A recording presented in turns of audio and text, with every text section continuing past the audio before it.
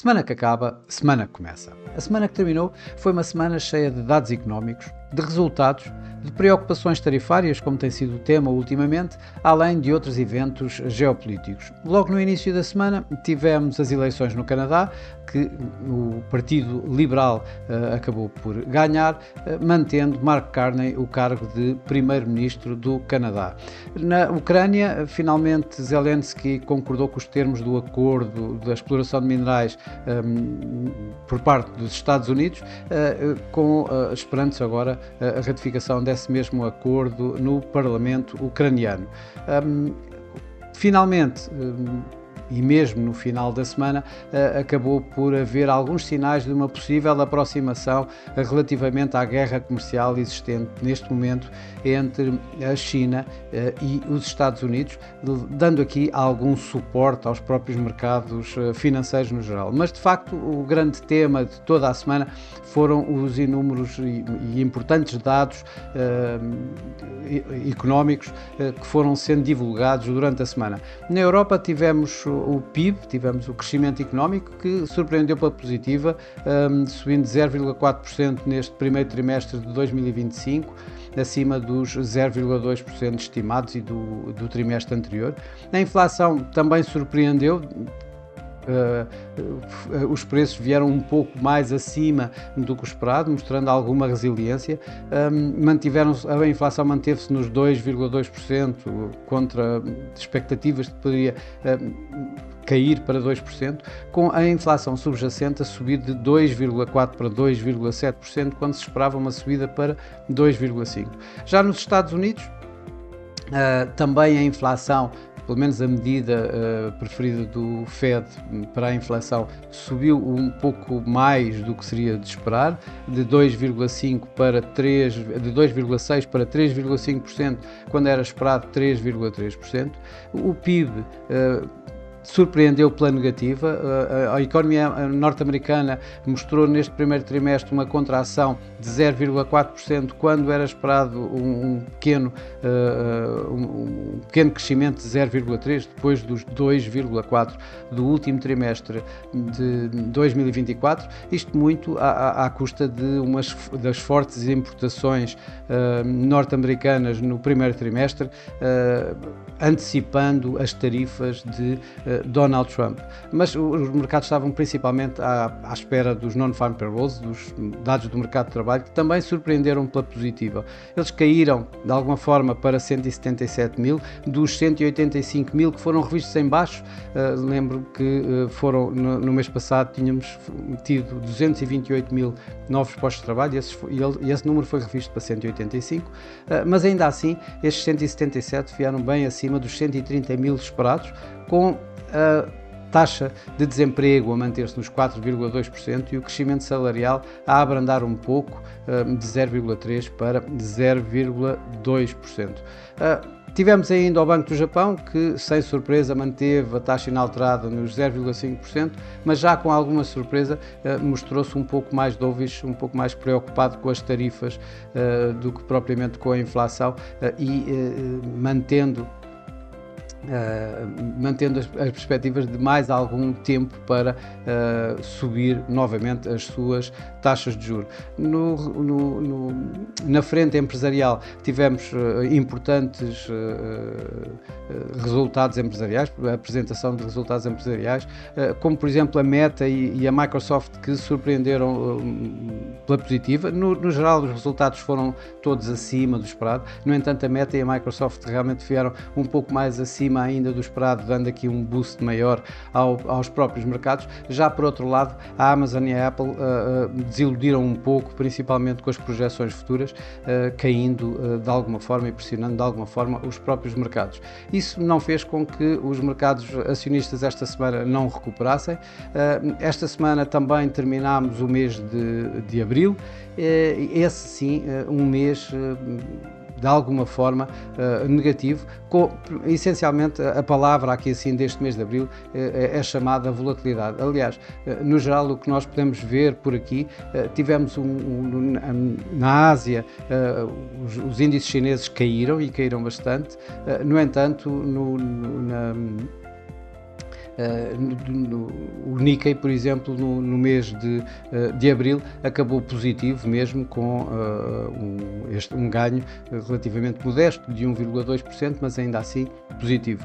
Os índices europeus e norte-americanos, que sofreram fortes perdas, acabaram por vir a recuperar até ao final do mês e acabaram o mês mesmo ainda assim negativo, mas bem melhor, recuperando bem das fortes perdas que acabaram por ter durante esse mesmo mês. Aliás, o SP500 vemos aqui que perdeu cerca de 0,8% no mês de abril, quando o Eurostoxx 50 perdeu aqui um pouco mais, perdeu à volta de 1,7% durante este mês de abril, mas volto a repetir, isto depois de fortes perdas durante este mês de abril. Já esta semana, em que tivemos o final de abril e o princípio de maio, tivemos uma recuperação muito suportado por de alguma forma este modo de risco novo nos mercados, devido a uma aproximação da China e dos Estados Unidos, de um recuo nas preocupações tarifárias. Portanto, isto acabou por dar aqui assim algum suporte, e esta semana viu-se perfeitamente com a China uma vez mais a ficar para trás, mas temos aqui assim no Japão o Nikkei a ganhar mais de 3%, nos Estados Unidos também em torno dos 3%, aqui o SP500, e os índices europeus com o Eurostoxx aqui a ganhar cerca de 2,5%. Por cá, por Portugal, durante o mês de abril, o PSI até ganhou bastante, 1,8%, à volta disso. Já esta semana manteve-se aqui pouco alterado nos 0,3%. Suportado por uma CEMAPA que ganhou 6,5% e pressionado por uma EDP que acabou por cair à volta de 4%. No mercado cambial, a palavra base é volatilidade, e as fortes perdas que nós vimos no dólar durante o mês de abril. O dólar no mês de abril perdeu cerca de 6%, com o índice do dólar DXY a cair dos 104 do início do mês até abaixo de 98, ele chegou a um mínimo abaixo dos 98 durante o mês de abril, terminando aqui à volta dos 99 aproximadamente. Esta semana acabámos por ver alguma recuperação do próprio dólar, que terminou a semana à volta dos 100, um pouco mais abaixo dos 100, nos 99,80.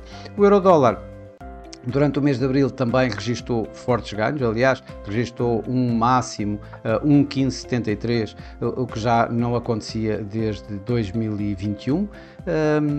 E isto quando começou o mês na volta dos 1,08. Durante esta semana acabou por consolidar aqui em torno dos 1,13, 1,14. O iene e o franco suíço foram as divisas que mais ganharam durante o mês de abril. O franco suíço ganhou cerca de 6,5% e o iene 4% relativamente ao dólar. O dólar suíço acabou por registrar um novo mínimo abaixo de 83, nos 82,60 aproximadamente, um mínimo que já não se via desde setembro de 2011. E o dólar iene voltou a negociar abaixo de 140, registrando um novo mínimo do ano à volta dos 139,90, e acabou por terminar o mês à volta dos 143, recuperando então destes mínimos que o dólar iene acabou por fazer.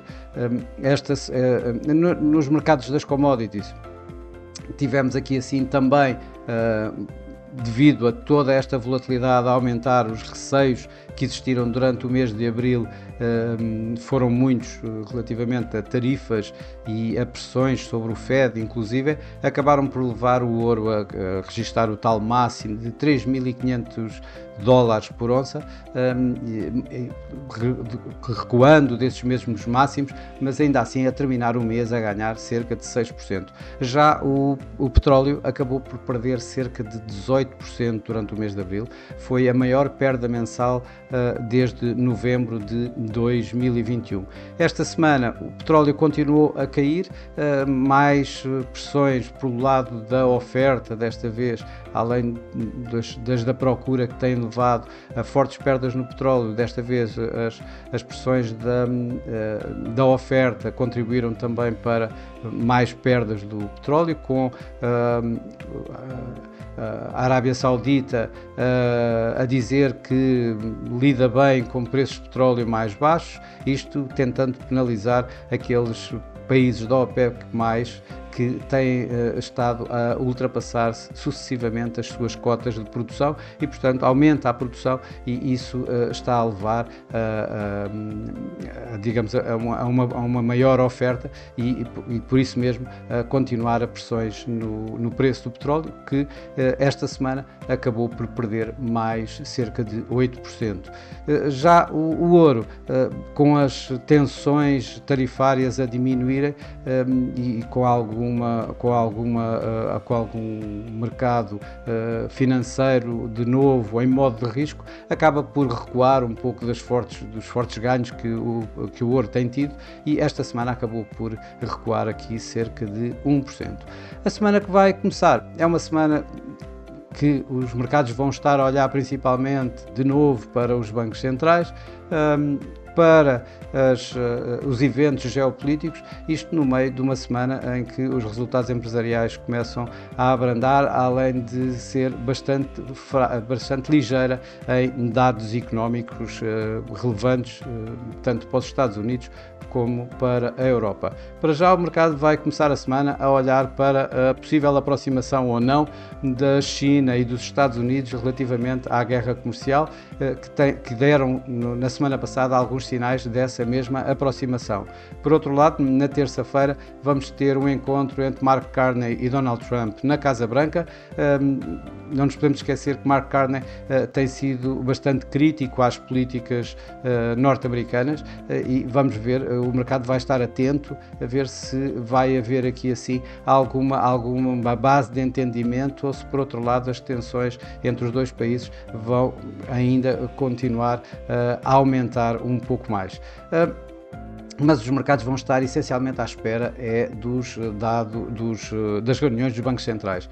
O Banco de Inglaterra deverá cortar a sua taxa de juro em 25 pontos. Já os bancos nórdicos, tanto o Banco Central norueguês como o Banco Central sueco, deverão manter as respectivas taxas, pelo menos são essas as indicações que os respectivos responsáveis deram nas últimas reuniões, enquanto no Banco do Brasil o mercado está à espera de nova subida de taxas de juros, mas desta vez um pouco mais branda, recuando dos 100 pontos base que tem vindo a ser a norma por parte do Banco Central brasileiro, para apenas aumentarem 50 pontos base nesta reunião. Mas de facto o que os mercados estão bastante mesmo à espera é da decisão de taxas da Reserva Federal dos Estados Unidos. Não tanto das decisões, porque eu creio que ninguém está à espera de outra coisa que não seja a manutenção da atual taxa nos 4,25 a 4,50, mas isso não vai fazer com que Jerome Powell não esteja no centro das atenções, provavelmente com mais críticas do próprio Donald Trump, que na semana passada começou a aumentar novamente as suas críticas, dizendo que Jerome Powell terá que cortar taxas de juros e, portanto, o mercado vai estar bastante atento à comunicação de Jerome Powell no final da reunião e, obviamente, se o Banco Central fizer outra coisa que não seja a manutenção, dando algum sinal de que possa estar a ceder às pressões políticas da administração Trump. Nos resultados empresariais vamos ter o setor automóvel aqui bastante em força, com a BMW na Europa, a Ford nos Estados Unidos, vamos ter a Walt Disney, vamos ter a Rheinmetall, que neste momento, as despesas da defesa a aumentar na Europa, poderá aqui assim dar alguns sinais também ao próprio mercado, e isso vai ter mais algum impacto no mercado, já que pela parte dos dados económicos eles são praticamente inexistentes. E para esta semana é tudo. Desejo a todos uma boa semana, bons negócios, e eu, por mim, para a semana estarei aqui com mais um Semana que Acaba, Semana que Começa. Até lá!